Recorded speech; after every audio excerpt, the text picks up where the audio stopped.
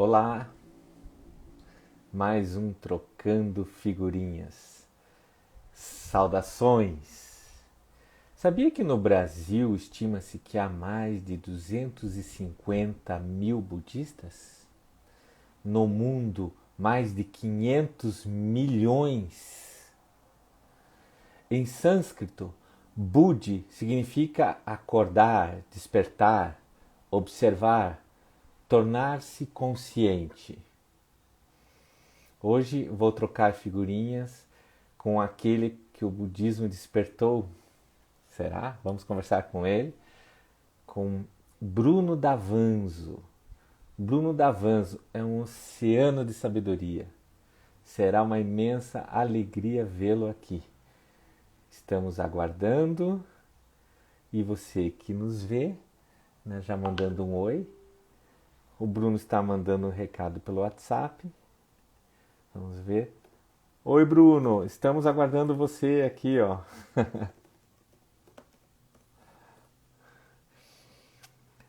Enquanto isso, eu vou acenando aqui.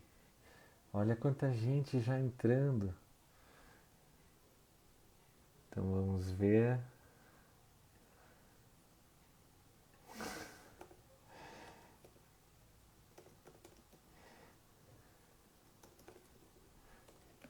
Ele está perguntando aonde. Esse é meu amigo Bruno. Oi, Cláudia, participando, vendo aqui. A Viviane, Renata. Bastante gente entrando aqui.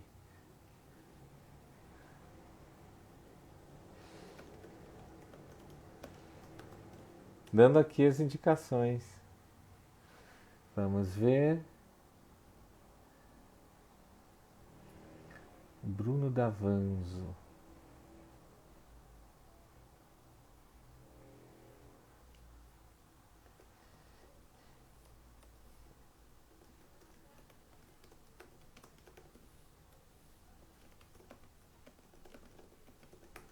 Avisando aqui para ele entrar. Ele disse que está no meu Instagram, gente. Ah, agora sim! Olha só, Bruno, nós vamos chamar você já já. Então, ou você, manda aí. Você recebeu um convite? Bruno Davanzo.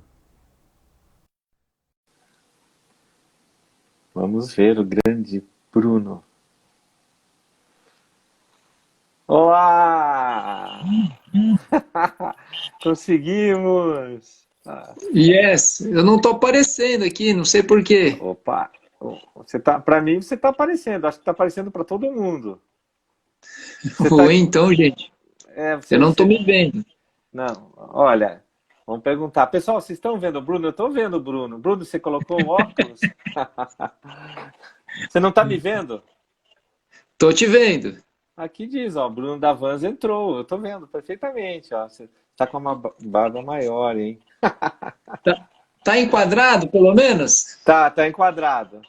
A sua Então tá voz tá, bom. tá bom. Poxa, que pena. Bem, depois tem uma gravação. Você pode se assistir na gravação. Beleza. Tá. E aí, meu Bruno, amigo, como é que você tá. tá? Não, eu tô bem. Tô aqui alguns dias passando em Curitiba para fazer um óculos, né? Novo, mas já retorno para o litoral do Paraná, Pontal do Sul, que é onde estou nesse momento de distanciamento social. E você, em que parte desse planeta você está? Eu estou em Quatro Barras, aqui no Centro de Estudos Budistas Bodhisattva Sukhavati. Poxa, o nome é difícil. Dá para Eu falar tô, de novo? é o SEB, é o SEB Sukhavati. É um centro de retiros, de meditação. Eu É moro aqui aqui. perto, né? Não. Quantos quilômetros de Curitiba fica? 35, 35. É pertinho, né? É tranquilo. pertinho. Bruno, nesse trocando, olha, fico super feliz aqui com a tua presença, tá? Nesse trocando figurinhas, geralmente eu começo falando um pouquinho da minha história e daí eu passo para você mostrar a tua figurinha do seu álbum de figurinha, né? Quando eu tinha 10 anos de idade, o meu olhar para o mundo assim se ampliou exponencialmente quando eu tive acesso a uma maravilha da tecnologia de última geração. Aquilo que definiu minha trilha, né? Era uma Olivetti, uma máquina de escrever na época, né? Então, eu achei fantástico porque eu sentei na escrivaninha no meu quarto, coloquei um papel ali e naquela máquina daí eu botei uma folha e escrevi assim, olha só, do nada eu escrevi 10 coisas, 10 perguntas que eu teria que responder um dia, assim, na minha vivência, né? Isso que eu acho que me estimulou, Tipo, né? tipo o túnel do tempo. Não, assim, eu pensei, olha, eu tinha 10 anos de idade, né? E fiz 10 perguntas assim para descobrir. E daí isso que eu acho que me motivou a viajar, para conhecer, ter novas experiências, amadurecer como ser humano, trazer para Curitiba as experiências por lá adquiridas, né? E tentar contribuir sei lá, com a sociedade da qual eu estava, né? Do que eu nasci aqui. E eu formulei aquelas perguntas. E isso acabou dando um propósito assim na minha vida, evidentemente, né? Mas é como é curioso esses sentimentos da juventude, essas coisas, como ela vai delineando, né, os caminhos da vida de uma pessoa. E assim acabou se resultando nisso aqui, né, nesse Leves. E aí eu queria saber, quem é Bruno Davanzo? Né, como é que ele se engajou com o budismo? Então, rapaz, eu tinha uma. Bom, mas antes de eu falar, depois tem que falar das 10 perguntas, né? Fica levantou a bola e não falou das 10 perguntas. Que, na minha idade, que perguntas? Eu Quantas não lembro você já mais. respondeu, e, né? Quantas você já respondeu, quantas não, né? Quando você fizer a tua trocando figurinhas, eu mostro a carta, tá? Eu tenho ela até hoje guardada aqui. Então tá Vai bom, lá. querido. Bom, primeiro eu quero agradecer o convite aí, a alegria de estar participando aqui contigo, né? Um grande amigo Leves aí, que a gente está aí há algum tempo, se conhece aqui em Curitiba, se conhecemos ali no Sesc Água Verde, e desde então, né, temos trocado algumas figurinhas. E, mas a minha conexão com o budismo começou com o professor Roque Severino. Olha, É, eu na verdade, eu tinha uma busca, né, por um caminho espiritual, até na Igreja Católica, e aí eu fiz um pouco lá na aclimação, tai chi, assim, com uma amiga, e aí teve eu trabalhava na Sharp, eu era programador de computador, e aí tinha uma amiga que ela começou a fazer um Budô, Caminho do Guerreiro. Aí, vou nessa, né? Minha amiga me convidou, aí, aí eu fui, né? Aí era uma loucura, assim, muito bom, muito bom. Era um trabalho muito. O professor Roque era Sítio dos Magos, né? Onde ele está lá em nossa. Cotia, era onde ele está em Cotia agora, né? E aí a gente fazia, estudava Blavatsky, que, né, teosofia, aí fazia o caminho do Budô, assim, aí tinha Tai Chi, aí tinha umas práticas assim bem, bem puxada de Tai Chi, a gente fazia, é, aí tinha Zazen, né? Aí tinha muita coisa, né? Carlos Castanheda, a gente lia o Carlos Castanheda também. Certo. Mas foi assim, logo, estou falando isso 87, assim, né? Lá em São Paulo, que eu sou paulistano, né? Ah, E então eu morava em São Paulo e o Rock na época tinha recém comprado, já tinha, não sei se ele tinha recém comprado, mas tinha recém construído, não tinha janela, ainda era chão batido, estava uma construção bem ainda, né, começando, assim, não estava terminada a construção. E a gente foi para lá e foi muito bom, assim, eu também era muito jovem, tinha 18 anos, 19, estava um pouco mais, não, em 87 eu estava com 21 já, mas eu era bem jovem. E aquilo encantou, porque era uma busca, né, de um caminho. Aí e Xing, né, ele falava muito sobre o Xing. Aí eu comecei a fazer Tai Chi com ele, né. E, e aí tinha as aulas de Tai Chi dele era assim, né? Você praticava o aquecimento, meia hora, e aí ele fazia uma pausa, todo mundo sentava, e ele falava de filosofia. Aí todo mundo, eu adorava, né? Era uma aula teórica, assim, sobre o Tai Chi, mas sobre o I Ching, sobre a filosofia chinesa. E aí ele falava de tudo, falava sobre o caminho espiritual, né? E nessa época, aí o que aconteceu foi assim, ele tinha contato com o Tokuda-san, que era um mestre zen budista. E na academia dele tinha zazen, uma vez por semana. E aí eu fiz zazen.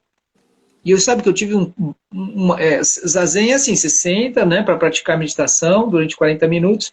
Então foi minha primeira experiência. E eu fiquei deslumbrado, porque eu falei assim, nossa, dá para treinar a mente. E eu tive assim uma prática assim que foi assim, tipo, eu me senti super bem, né? Dificilmente eu consegui depois ter o mesmo insight de observar propriamente, me colocar num estado de tranquilidade como naquela primeira prática, assim. E eu falei assim, nossa, isso tinha alguma coisa comigo, né? Aí começou. Eu fiz várias coisas, né? Mas eu fui num retiro com o Tokuda-san, lá em Ouro Preto, que tem um mosteiro do Tokuda-san, né? Lá no Morro São Sebastião, né? E fui eu e um amigo, né? Que a gente praticava Tai Chi, a gente foi assim. Mas assim, leves, caímos de paraquedas, né? Imagina, né? Aí, tipo, a gente praticava zazen uma vez por semana. Pensa. Aí, tipo assim, novato total, né? Você, por 40 minutos, você fica, você sofre um pouquinho. Aí a gente foi para um sexim. Eu nem sabia o que era, né? Vamos lá, vamos. Eram 10 zazens por dia. Nossa, meu joelho ficou desse tamanho, ele latejava. O meu já tá latejando aqui só de pensar, viu?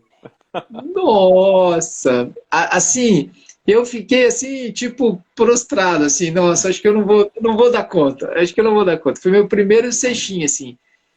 Aí eu, mas aí o meu amigo, um amigo japonês, meu Paulino Yamaguchi, meu irmão, assim, a gente fez uma república junto, a gente morou junto lá em São Paulo um tempo, e ele chegou no primeiro dia, né, do Uhum. retiro. Eu estava trabalhando, eu cheguei no terceiro. Eu cheguei no terceiro dia de manhã, assim, eram 7 dias, eu já cheguei no terceiro. E aí ele, e aí, Paulino, o que que tá rolando aí, né, tal? Ele, silêncio.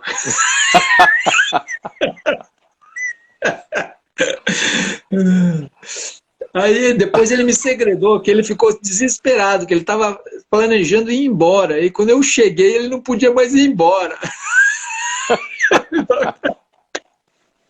Só tinha monge e gente treinando para monge, só nós dois, assim, de gaiato, né? Entramos de gaiato no navio, assim. Mas era, assim, tinha umas 10 pessoas e era o Tokuda-san, assim, que estava conduzindo o retiro. Foi muito Sim. marcante, assim, esse retiro. Aí, no fim das contas, eu segui um caminho, né, com o rock. O rock começou a montar um centro budista mesmo. Ele estava trazendo. Eu fiquei junto com o rock. Ele montou uma comunidade, né? Eu fui um dos primeiros moradores lá na comunidade, em Cotia. E a gente começou, ajudei a montar. Ajudava assim, tipo, fazia cotação de preço, fazia algumas, contratava serviços, ajudava a cuidar, até cozinhava em alguns retiros lá que tinha, e a gente pegou e estava construindo o- uma sala que o Geshe Lobzan, não, Lobzan, não tem nada a ver, como é que era o nome? Era um Geshe que vinha, não me lembro o nome dele. E ele vinha para o Brasil. Mas aí eu fui embora. Em 91 eu vim para Curitiba, né? Acho que em 90 eu saí de lá. Foi mais ou menos isso. Depois eu não acompanhei mais o que o Rock fez, mas aí eu vim para Curitiba em 91. E aí eu praticava zazen, né?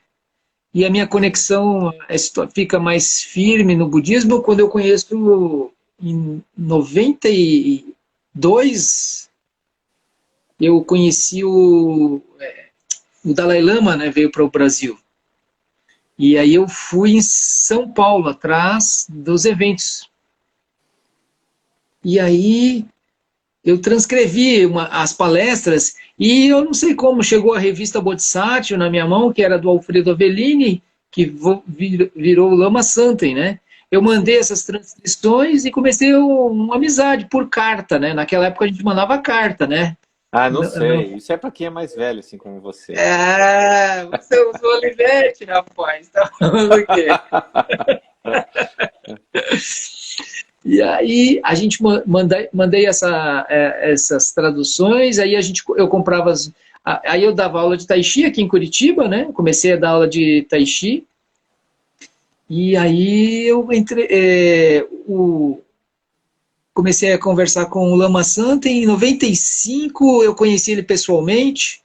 Aí em 96 eu organizei várias vindas dele para Curitiba e desde então aí eu estabeleci uma forte conexão com o Lama Santen. Ele foi ordenado no final de 96, né? Lama, antes ele era Alfredo Avellini, mas ele já falava sobre o Prajnaparamita, sobre os ensinamentos budistas de uma forma que eu falava assim, nossa, é isso. Aí, tipo, para mim, fechou.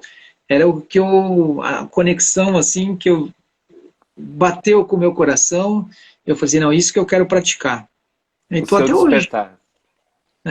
Foi assim que começou, né? Mas foi através do professor Rock, né? Que, tipo, eu trabalhava com computação, assim, quem deu, assim, um impulso para mim sair, eu me lembro, o professor Rock fazia umas consultas, assim, de Xing, né? E aí ele falava, não sei que eu saí, eu falei assim, cara, eu abandonei o emprego, fui dar aula de Tai Chi.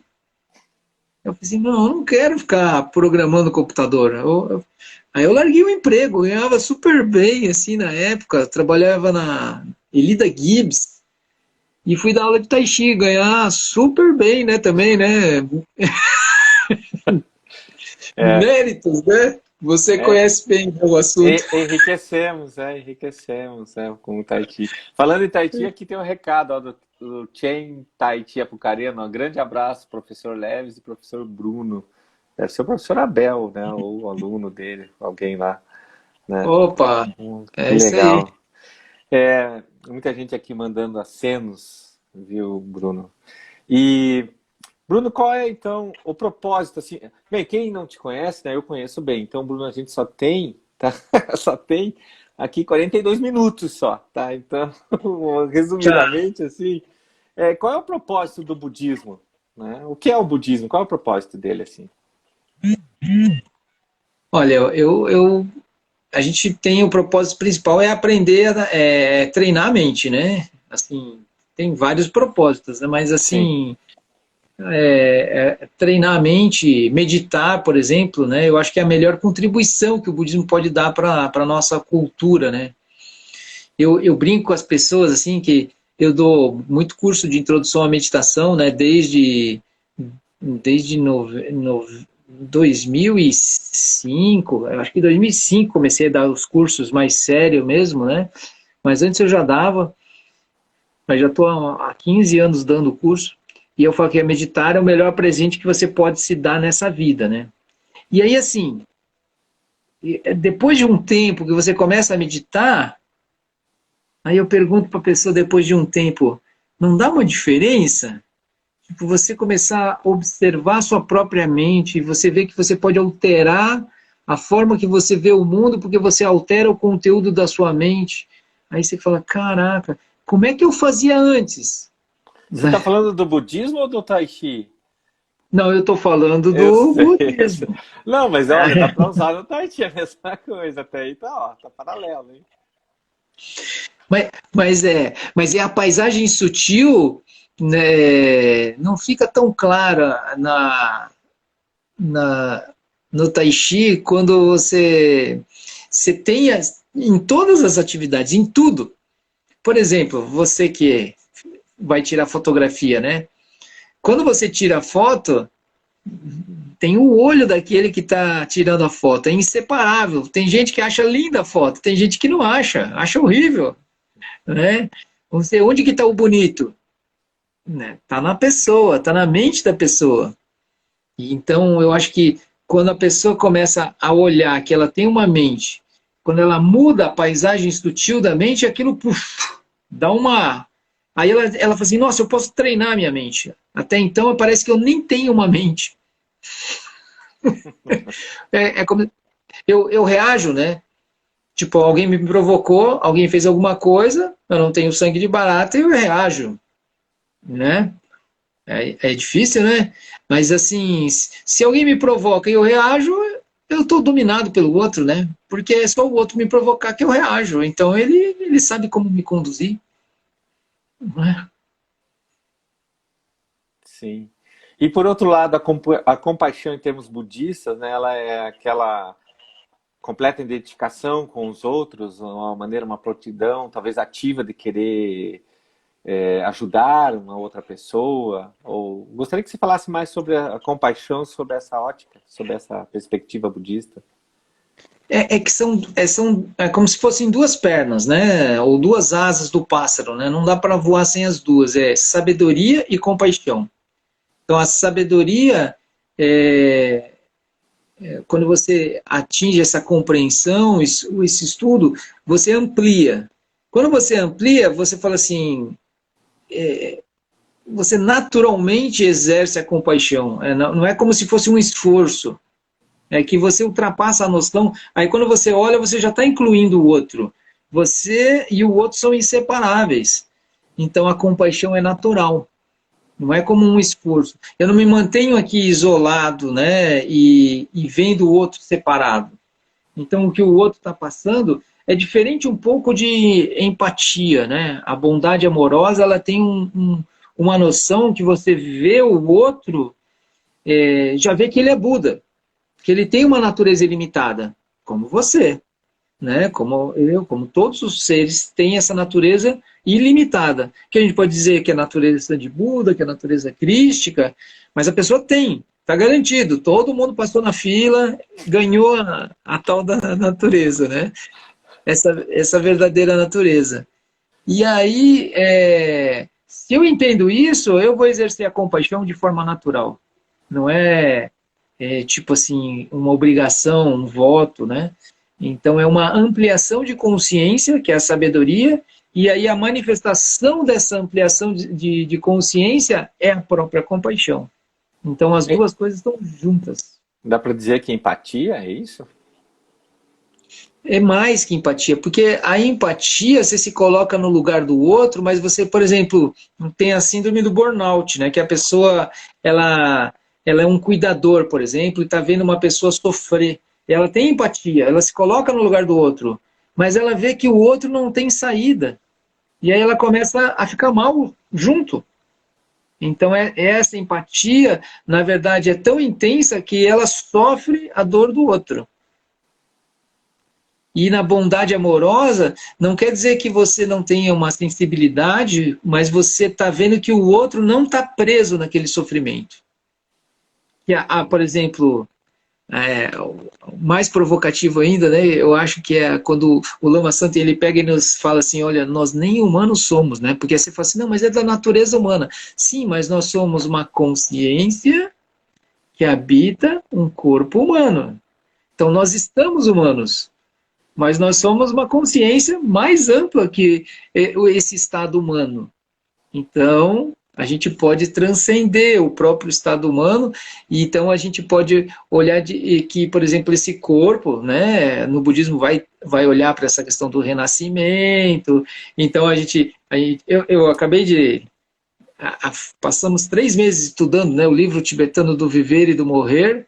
Então eu dei um curso, né, Viver, Morrer, Viver, porque tem a vida onde você acha que você é o corpo, aí você morre. Mas aí, quando você morre nesse sentido de identidade, e você vive, então, verdadeiramente, achando que, ok, quando eu eu perder esse corpo, não acabou a vida continua, né? Então, essa é a consciência, né, que é mais ampla do que o próprio corpo.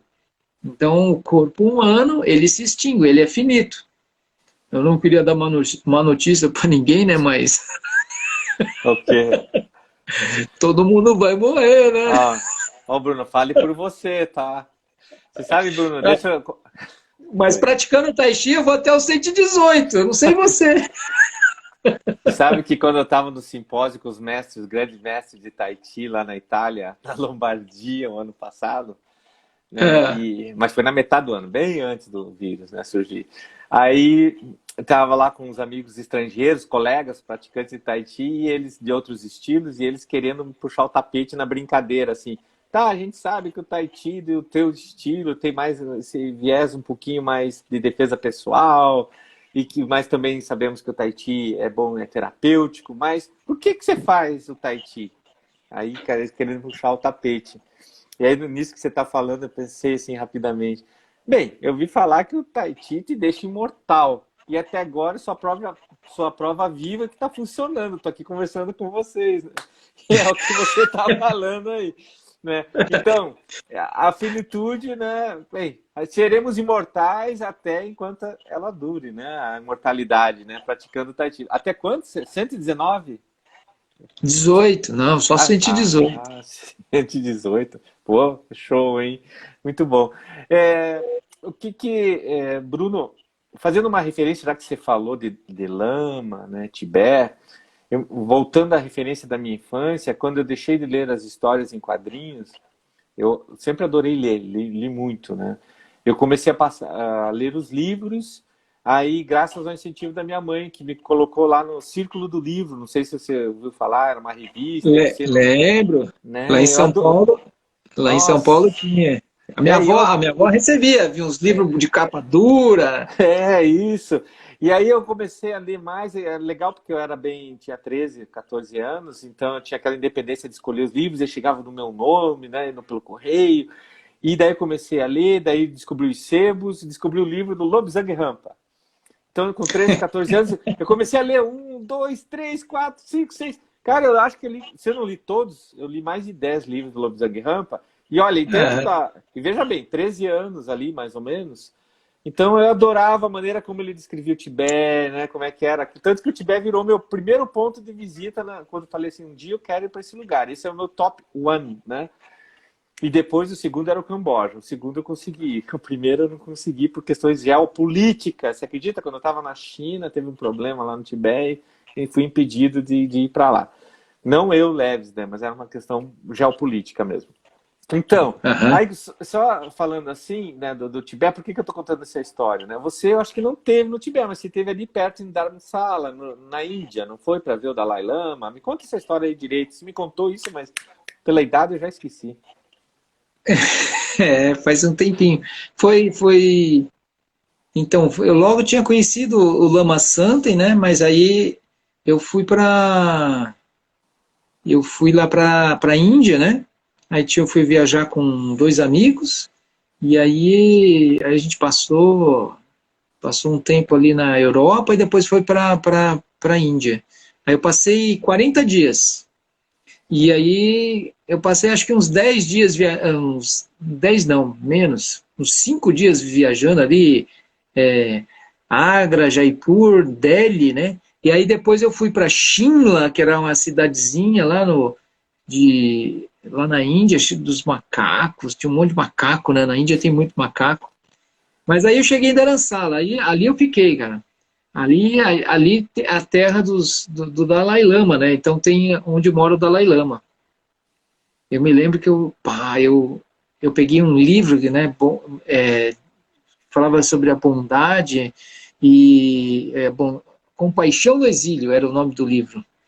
Eu li aquele livro assim, eu chorava, porque eu via a sua santidade manifestando aquilo tudo naquela vila ali, que é McLeodganj, né, que é onde eles moram ali, onde os tibetanos moram. Dharamsala é um lugar um pouco maior, o McLeodganj é tipo a vilinha dos tibetanos, assim. Tem vários mosteiros, né? Tem o mosteiro, não me lembro mais o nome do mosteiro, que é o mosteiro da Sua Santidade Dalai Lama, né? Que é os Gelupas. E aí, durante a minha estada lá, eu acho que eu fui umas 2 ou 3 vezes ver Sua Santidade, assim, ele dá palestras, assim. E ele, numa delas ele deu bênção, né? Aí foi muito legal, né? Porque primeiro você estava lá tinha uns brasileiros lá, eu conheci a Bia Bispo lá, né? Ela tem, até agora tá tendo umas bem legais, umas lives de Sua Santidade, depois fica gravado e é traduzido direto para o português, pela Bia Bispo. Aí Que eu conheci legal. ela lá em 96. E aí eu sei que e tinha mais uma japonesa que era brasileira, né? Ela tinha os olhos puxados, mas ela era brasileira, né? E, e eu me lembro que eu dei aula de Tai Chi lá em McLeod para um pessoal, tudo. A gente fazia em cima de um mosteiro, assim, num terraço lá. Eu dei aula para uma chinesa de Taiwan, para um americano, que era um casal, para um tibetano, que foi meu tradutor lá, um intérprete, e para essa japonesa. E tinha uma australiana também. Tinha uns 5 alunos. Fiquei um mês lá e eu estava ensinando Tai Chi lá para a galera. E, mas na época, assim, eu me lembro alguma coisa marcante, foi assim, você estava lá esperando a sua santidade, ficou umas 2 horas lá esperando, aí começou a vir uns pensamentos de compaixão, eu falei, caraca, que pensamentos são esses, assim, né? Uma energia, aí daqui a pouco passou a sua santidade Dalai Lama. Eu falei, nossa! Que E aí eu me lembro que experiência, né? a gente teve que oferecer kata, né? A gente oferece o kata e ele põe de volta, né? E aí eu me lembro que eu já estava para voltar, e aí eu pus um monte de aqueles cordãozinho que, sabe, aquelas fitas da Nossa Senhora do Bonfim, né? Senhor do Bonfim? Nossa Senhora não, Sim. é Senhor do... Aí, mas uns cordãozinho, uns cordãozinho tibetano, né?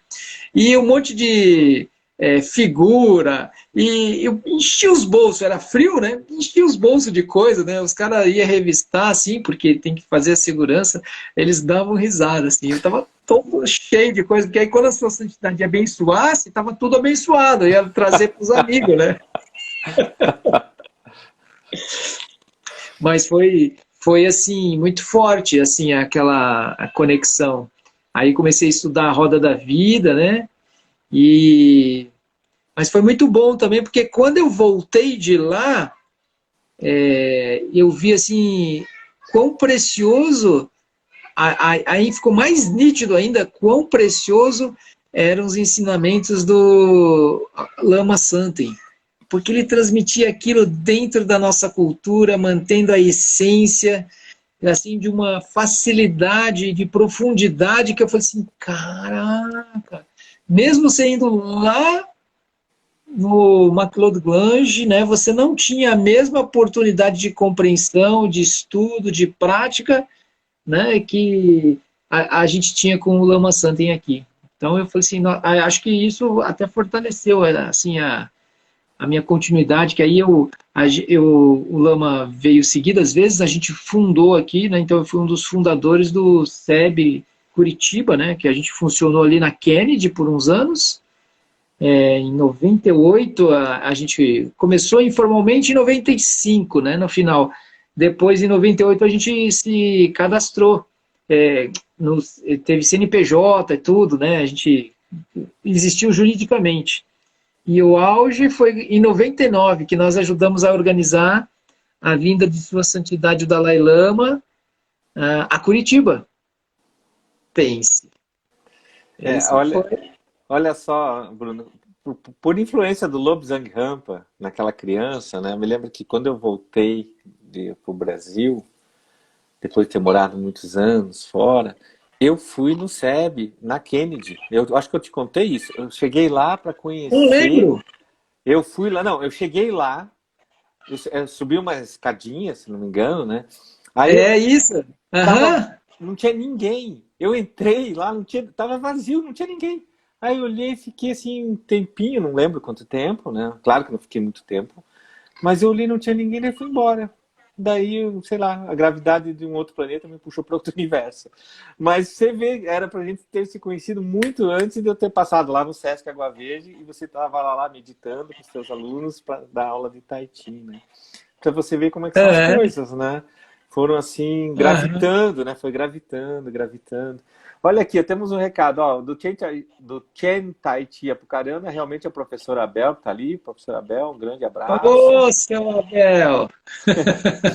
O Praia Secreta, ou a Praia Secreta, né? Ou Praia Secreta, diz assim: que alegria ver esse papo entre dois dos meus melhores professores. Praia Secreta. Você já deu aula para Praia Secreta? Tá. Eu não Quem sei que quem é? que é o Praia Secreta aí. Eu tenho uma leve suspeita, mas eu não, né? Vamos ficar. A Rosaura aqui tá falando que experiência, hein? Muito bacana, assim. E então, Bruno, nessa troca de figurinhas aí, eu queria te perguntar agora para um outro lado, assim, até legal, que eu acho que é bom você esclarecer isso, assim.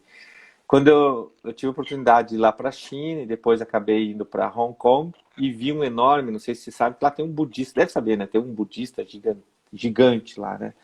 De bronze, né? E é o Buda Tiantan, né? Também conhecido como o Grande Buda. Ele é representado por meio de uma grande estátua que tem lá na ilha Lantau, em Hong Kong. Você sobe uma escada, é lindo, lindo, lindo, lindo. Eu te digo, se um dia você for para aquele lado do mundo, né, você dê um pulo lá para ver, tá? Tem assim, 34 metros. E no peito, né, bem no centro, assim, no peito da estátua, tem uma cruz budista, um símbolo, né, budista, que foi utilizada aí por alguém na história, não tão antiga, um pouquinho mais recente, não tão bonita da história da humanidade, né? Você sabe de quem que eu estou falando, né? Do Hitler. Ele pegou uma cruz, um símbolo sagrado, né? Muito respeitado, muito venerado, inverteu e criou, né, o símbolo nazista, né, a suástica. Eu estou falando da suástica para quem não sabe, né? Então é por isso que é bom estudar história, né? Para a gente, às vezes, né, achar que o Buda era hitlerista, nazista. E não, né? Então isso acontece. Então, nesse mundão de Deus, né, é curioso como essa ação, esse movimento, assim, acontece, né? Das pessoas se utilizarem de certas coisas para se promoverem, né? Ou promover suas ideias. Por outro lado, por exemplo, eu já vou te dizer por que eu estou falando disso. Nos Estados Unidos, né, da Ku Klux Klan, ela tinha ou não sei se ainda tem, mas ela tinha um folheto, uma revista, um flyer, sei lá, mas que chamava Cidadão do Bem.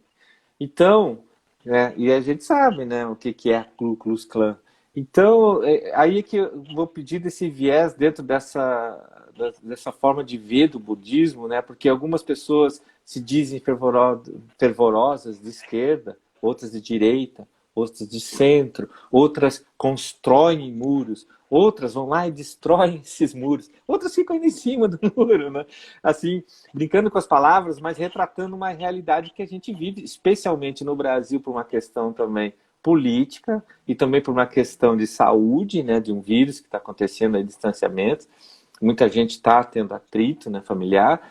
Então, eu queria saber, assim, te perguntando, né, dentro do budismo, né, como é que o budismo vê isso? Como é que ele lida com a ambiguidade da pessoa que, por exemplo, é um cidadão de bem, diferentemente daquela pessoa que se diz cidadão de bem, que, por exemplo, que tem a sua fé, mas que parece antagônico, né? Porque ela é contra a corrupção, se a gente falar em termos políticos, mas na primeira oportunidade ela faz o papel do ladrão, né? Da calúnia, da difamação, e isso pode destruir, machucar alguém, né? Prejudicar alguém. Essa parte antagônica de você se dizer assim, eu sou religioso, né? Mas por outro lado, ela está puxando o tapete de uma pessoa exatamente a ausência do que você falou antes, lá atrás, da compaixão, né? Então, eu queria saber o viés do budismo, como é que ele lida com pessoas, porque você deve ter, no teu caminho, eu presumo, né? Não sei, não estou afirmando, mas deve ter pessoas assim, que chegam, né, com aquela auréola, aquela coisa assim de, né, amém, né, amém para Buda, né?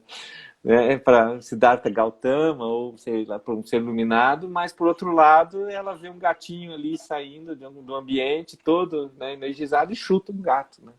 Queria saber como é que você fala disso, porque você fala tão bem, de uma forma tão assim espontânea, que converte qualquer um.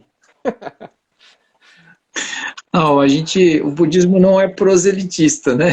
Então a gente não quer, não quer converter ninguém. Não, é uma Mas, brincadeira, né? mas assim, mas com certeza a meditação pode apoiar a pessoa a aprofundar a sua própria tradição espiritual. Eu acho que assim é uma ferramenta, né, que os budistas desenvolveram bem, né? Sim. E que vai ajudar nessa compreensão do que você está falando, assim. Quando sempre que eu olho o outro, é inseparável da minha própria mente. Então, quando eu vejo algo fora, eu estou vendo algo dentro. É um Essa reflexo, compreensão, né? essa compreensão vai alterar, assim. Eu vou dar um exemplo aqui que eu acho que para mim era muito contundente, sabe? É, pessoas que abusavam, né? Então, que agrediam, que abusavam de menores. É horrível, a gente quer pegar o sujeito e torcer o pescoço, né? Assim, brota já uma coisa assim na gente. Mas aí, quando você começa a estudar um pouco mais, aí você fala assim, caraca, essas pessoas, elas já têm um comportamento assim porque elas também foram abusadas. Aí você vê a roda, né? Aquela roda. Não quer dizer que a gente vai ser conivente, que tudo bem, eles podem fazer o que eles quiserem. Não, não é isso.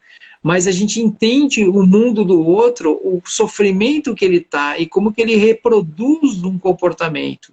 E aí você fala assim, caraca, como é que nós ajudamos ele? Primeira coisa, então aí no budismo a gente vai falar, olha, tem que usar 5 sabedorias. Então, primeiro a gente precisa acalmar a nossa própria mente, não reagir, porque a gente tem impulsos, né? São automatismo, e aí esses automatismos nos levam a ficar com raiva, a ter ansiedade, expectativa em relação aos outros, né? Ficar irritado, porque a gente está usando os nossos referenciais para medir o outro. E aí, talvez, por exemplo, você que conheceu várias culturas as pessoas pensam de formas diferentes. Elas olham o mundo de outro jeito. Né? Então, por exemplo, a gente vai falar sobre paisagem sutil da mente. Se eu chegar na casa de algum brasileiro e oferecer cobra, né, assada, tipo, o quê? Muito obrigado. E em algum outro país, né, você que conheceu vários países aí, isso é uma guloseima, né, é uma coisa assim, ou seja, é uma iguaria, isso. Então, depende da paisagem sutil, do contexto cultural, mas é sempre isso está atuando. Às vezes a gente está numa bolha de realidade. E aí a pessoa está dentro dessa bolha, ela age segundo aquele panorama e ela só vê que se o outro estiver dentro da bolha, ele está certo. Se ele não estiver dentro da minha bolha, ele é contra mim. Então é uma visão limitada. A gente tem que dar um passo atrás e ver assim, não, a gente tem uma natureza que permite manifestação de várias bolhas. Então o outro está numa bolha e a gente já fala assim, olha, ele está por enquanto, ele é Buda. Todos nós somos Buda. Ele pode sair a qualquer momento. Nós mesmos, se você olhar para trás, você vê, você já teve em outras bolhas, né? Já teve em outras realidades, né? E a gente acreditava naquilo piamente. Agora a gente olha e fala assim, não é bem assim, ó. Eu estava um pouco errado. Né? Para o bem ou para o mal, né, a gente foi ampliando a nossa consciência e foi vendo de outras formas.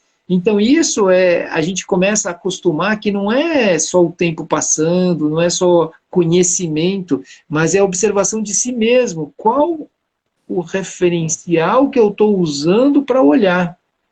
Então não é só o que eu olho. Quando eu uso um referencial, eu já estou contaminando a minha visão. Então, eu vou olhar a partir de um óculos, e aí eu vou julgar o outro. Então, eu já tenho uma coisa que é difícil, né? Tem uma limitação implícita no olhar. Então, no budismo, a gente vai falar, não, não, vamos... A gente não tem inimigo.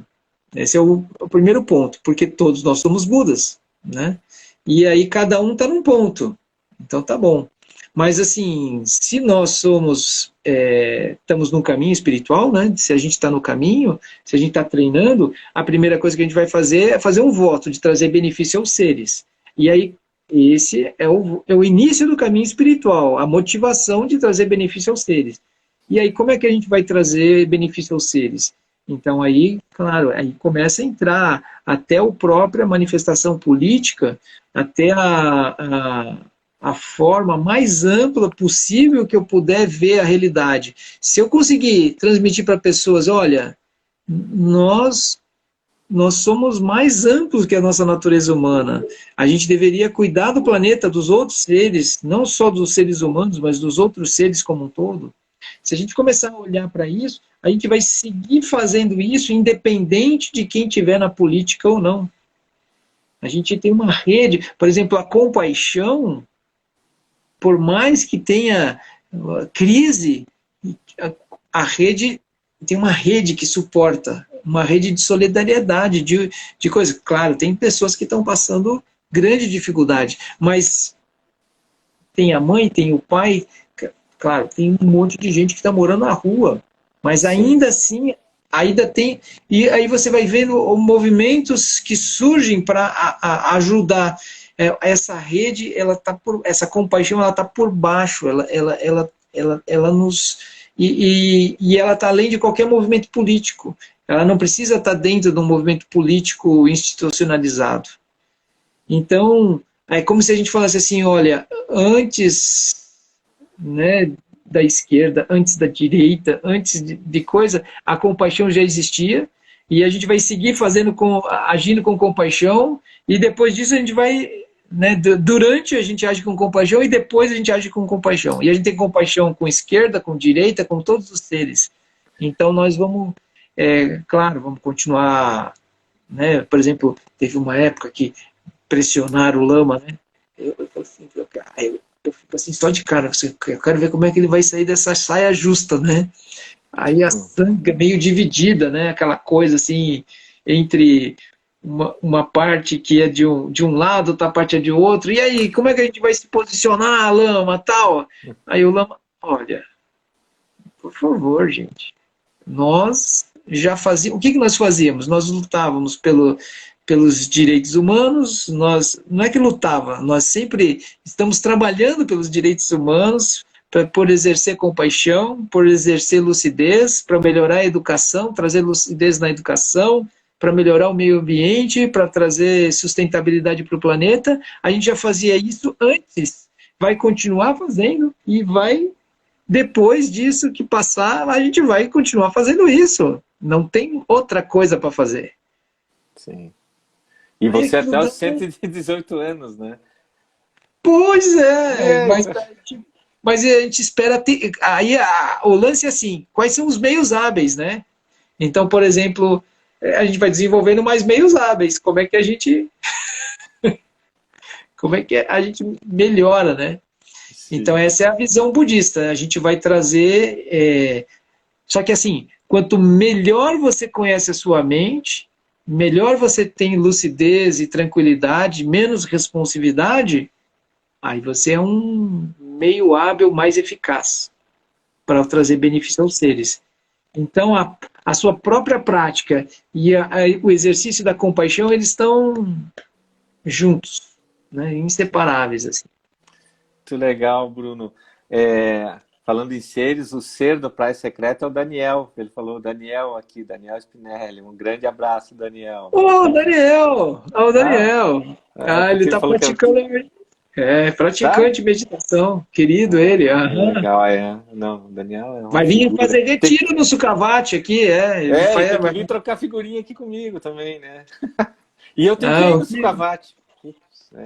Hã?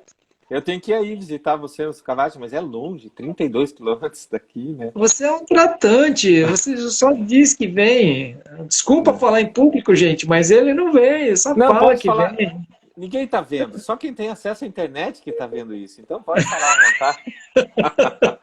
Tá. É um tratante. Mas a gente mantém, claro que bom, vamos deixar bem claro, mantém o distanciamento Sim, social, usa é máscara, verdade. senão, É, foi vamos mal. cuidar. Bruno, olha, dá pra gente fazer umas 10 figurinhas, um álbum de figurinhas aqui, né, nessa conversa, né? Tem tantos assuntos, né, do budismo aqui Aham. especificamente, Tahiti, as tuas viagens, enfim, né? Eu gostaria de deixar esse espaço até a mais que você conversasse assim com a pessoa que está aqui vendo ou vai ver depois. Eu brinquei agora há pouco numa outra live assim, olha, você que não está agora ao vivo, você que está assistindo depois, você é o nosso futuro. Você é uma pessoa do futuro que está assistindo a gente aqui falando no passado. Eu estou me referindo às pessoas que vão ver mais tarde. E a pessoa que está assistindo, que quer conhecer um pouquinho mais sobre o budismo, dá uma orientação assim, ó, tem um filme tal, um livro tal, vem aqui me visitar, ou não é, ou entra em tal lugar.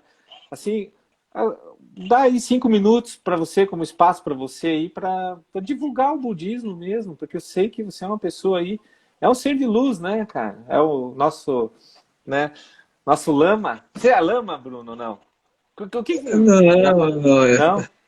não? não. O lama é ordenado, né? Então o lama Santa foi ordenado, né? Como pelo Shagdu Rinpoche, que era um mestre tibetano. E eu Sim. não, eu sou um praticante leigo, mas eu sou um praticante antigo, então eu ajudo outras pessoas então tenho dado assistência, né, para o pessoal que entra em retiro, para alguns praticantes que estão em treinamento. Então eu tô há algum tempo aí na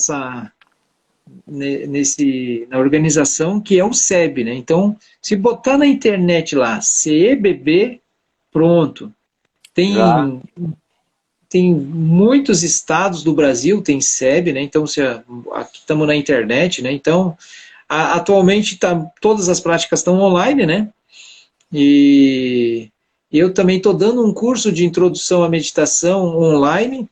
Agora não dá para entrar, mas se a pessoa tiver interesse, me mandar um WhatsApp, né? Uhum. Ou um e-mail, né? Aí eu comunico na próximo encontro. Ou aqui no Instagram também manda mensagem, né, Leves? É que eu sou meio ruim no Instagram. Sim, sim. Quem está escrevendo agora ali no chat, o chat não fica, não perdura aqui, mas nos comentários depois da gravação, posso colocar lá se você permitir. Se bem que você tem Instagram também, a pessoa pode procurar ali, né? Davanzo Bruno, né? Isso, pode me procurar no Né? Instagram, verdade. Né, Eu no tenho próprio. divulgado no Instagram, mas eu até estou montando agora, como eu dei o curso agora desde julho, estou terminando, eu organizei o material, né? Então eu posso disponibilizar para a pessoa ir fazendo, e aí quando ela tiver alguma dúvida, alguma dificuldade, eu dar uma assessoria para ela aprender a meditar. E tem as práticas, então eu tenho um curso organizado, né, de introdução à meditação, e tem as práticas do SEB, que são práticas online. Se ela botar CBB Curitiba, já vai aparecer, né? E eu Sim. acho que em breve aqui a gente já vai estar retornando, não sei se esse ano ainda, mas com certeza ano que vem a gente vai estar retornando as práticas presenciais. E aqui onde eu moro, esse ano não teve, né? O último retiro foi no Carnaval, mas assim que estiver voltando, ano que vem, a gente tem geralmente um retiro por mês aqui, né?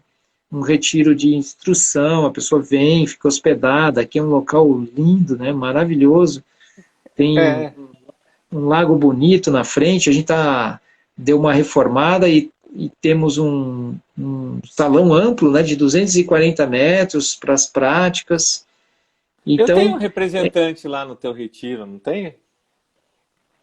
oi? Lá, não, não tem uma representação minha lá nesse retiro, não tem? Na hora que você vai comer, não tem um sininho Ah, lá? tem, ó, o sino que você doou, é para chamar para o almoço. Tem que tá. O É. sino tá lá, tá instalado lá no refeitório, lá. Quando tocar o almoço, é aquele sino que você doou, tá lá. Pois é, foi um presente da minha cunhada, lá do Rio Grande do Sul, de Caxias do Sul. Ela me deu o sino, a gente utilizou no curso de Taiti, lembra que a gente fez de formação de Aham. instrutores na Paramita. E depois foi lá, né? E eu fico tão feliz, né, que tá lá, tá batendo. Um dia eu vou lá bater aquele sino, né?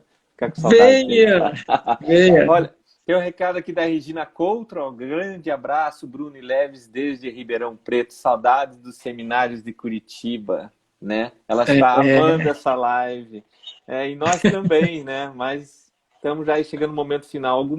Algum comentário a mais, extra, Bruno, para a gente já caminhar aí para o encerramento? para que você comece a praticar meditação, né, Lérgio? Você sabe que o que é o Zhongzhuang, hein? Já ouviu falar do Zhongzhuang, hein? Zhongzhuang, o pessoal fala Zhong, uns falam Zhongzhuang, mas sabe o que é, né? Abraçar a árvore. Não é um Eu motivo sei, de não, meditação. mas É, precisa, é, quem sabe tu, meditação budista, assim, também é bom, é né? bom, é bom, é bom. Não, é bom. Boa, né? Tá, Vou tá. fazer esse convite aqui para tu, né? E para Claro, todos, né? Que realmente é uma forma, que tem uma etapa que é serenar, né? Eu acho que isso que é importante, né? Que o caminho budista ele tem essa etapa do serenar a mente e que é acalmar, e que o Tai Chi é super especial nisso também. Eu também comecei com o Tai Chi. No começo, a sanga do Tai Chi toda meditava junto. A gente, depois da aula, a minha, né, prática de quem fazia Tai Chi comigo, depois da aula a gente fazia zazen, mas tem um processo depois de olhar para dentro e observar que a gente pode alterar o conteúdo da mente. Isso é uma meditação analítica também, que não é só serenar, né? Não é só acalmar, né? Tem um olhar e entender como é que funciona a mente e como é que a gente pode alterar. Acho que isso que é uma pegada do budismo bem interessante, assim. E muito eu legal. recomendo Foi. o livro do Lama Santen, Meditando a Vida. É um ótimo livro, um vermelhinho, Meditando a Vida. E são várias palestras, então aborda vários temas, assim. E quem Legal. puder, esse livro é bem bonito. Eu vou colocar também depois lá nos comentários, tá? Bruno, foi muito legal, uma alegria bater um papo com você. Esse Trocando Figurinhas é justamente para reforçar uma rede de afetos com amigos, reencontrar os amigos, né? Conversar sobre as mais variadas coisas. Eu já vou te dizer também, ele fica gravado aqui no Instagram, se alguém quiser ver depois, se você quiser ver. Tá? Também, a partir de amanhã, vai ter uma cópia dele lá no YouTube, tá? Também. Isso é legal porque tem gente que não tem Instagram e no YouTube qualquer pessoa pode ver até na televisão, né? Se tiver uma Smart TV e uma conexão Wi-Fi. Então, isso que é legal, rever os amigos, bater esse papo. Por isso que o nome é Trocar Figurinhas, não é uma entrevista, mas serve também para beneficiar outras pessoas no conhecimento de alguma coisa. Quem sabe daqui alguém vai lá, vai atrás, vai no sério. Eu vi aquele Trocando Figurinhas lá, né? E a pessoa vai até você meditar junto contigo. Isso já seria fantástico, né? Bruno, É, olha, mais mas, uma vez, pode mas falar. me manda o link depois. Me manda o link aí Tá, vou depois no mandar YouTube. sim. Vou mandar dos dois daqui também, que facilita, né? Que você pode mandar via WhatsApp e daqui também. Então, E como eu manda um disse, abraço para Valesca. vou Manda um mandar abraço para sim. Valesca. Ela tá Um aí, beijo, um viu? Ela tá abraço. assistindo, tá aí, tá aí. Tem uma Ah, é? galera aqui. Aqui mostra que aqui só tem 6 pessoas assistindo, incluindo nós dois, eu acho. É brincadeira. Coisas, né? Mas enfim, mais uma vez, uma grande alegria, Bruno, falar contigo, tá? Conhecer nuances do budismo, né? Espero que realmente, repetindo, que as pessoas assim tenham se beneficiado um pouquinho com o nosso encontro. Então eu quero agradecer todo mundo. Obrigado, gente. Obrigado, Bruno. É isso aí. Vou terminar com aquela frase, né? O que é meu inimigo? Eu mesmo? Minha ignorância, meu apego, meus ódios. Aí está meu inimigo. Essa frase é do Dalai Lama. Tchau, gente. Tudo de bom. Falou, Tchau, querido. Bruno. A gente se Tudo de fala. bom. Tchau, Até tchau. mais. Até. Tchau.